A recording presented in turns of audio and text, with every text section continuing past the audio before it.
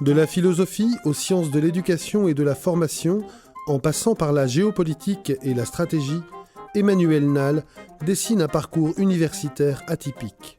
Docteur en philosophie et médiateur diplômé, il a publié plusieurs articles sur la reformulation. Une pratique essentielle aux médiateurs, dont la définition peut nous paraître évidente. Trop évidente sans doute, car pour reformuler, il ne suffit pas de répéter. La reformulation, c'est l'acte de formuler à nouveau. Elle suppose donc que quelque chose a déjà été dit.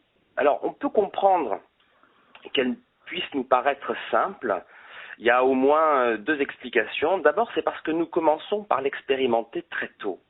Quand il apprend à parler, l'enfant s'essaye à la diction, il s'essaye à la construction de phrases. Et quand il prononce mal un mot ou conjugue mal un verbe, les parents ou les éducateurs reformulent correctement son propos pour qu'il le répète ensuite.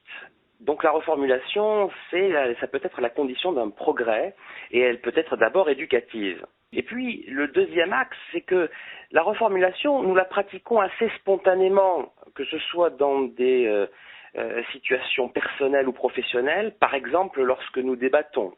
À ce moment-là, on la signale souvent par des amorces de phrases du type « donc, si je comprends bien, pour toi, ceci équivaut à cela ». Ou bien, dans des débats un peu plus animés, « tu te rends compte de ce que tu es en train de dire ». Donc, nous en sommes familiers, mais cette familiarité n'est pas synonyme de simplicité.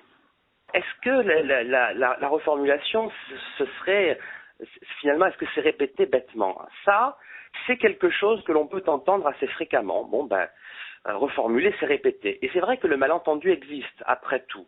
Puisque l'on dit que reformuler, c'est formuler à nouveau, ça peut laisser penser, au moins de prime abord, que c'est juste une réitération. Or, c'est là qu'on peut fixer et préciser le malentendu. L'objectif de la reformulation, c'est de conserver un message en travaillant sur sa forme à des fins d'explicitation. La reformulation, elle suppose beaucoup de qualités.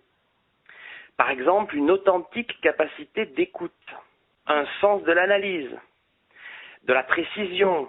On pourrait même dire une certaine finesse et un certain tact.